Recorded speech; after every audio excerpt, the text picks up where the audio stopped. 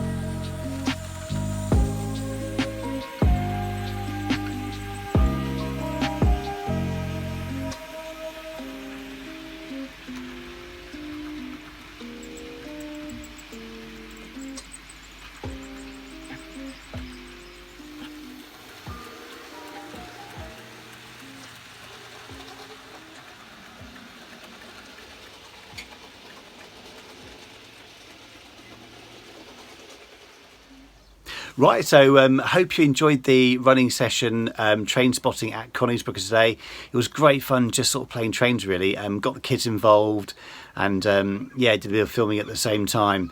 So obviously, as I said, there will be future episodes coming up with updates the next episode actually will be an update on the layout with the bridge at the one end, which will be the scenic break, and also I'll show you a bit of a how-to as well, and tutorial, and hopefully on the turnouts I'm currently building, which hopefully will be of interest to some people as well.